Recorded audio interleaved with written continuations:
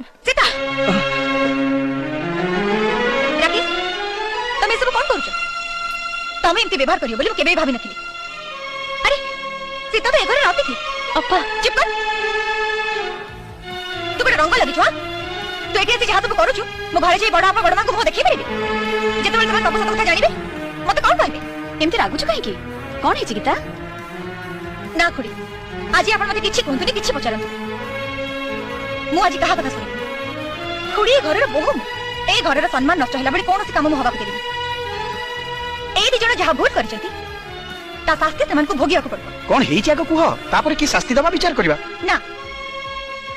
आगो शास्ति ता पारे मु कहबी कोन हेछि हां जे कोन शास्ति दबु कह सीता को नहीं मु संगे घर को जिबी आ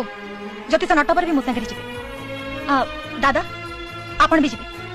काहे की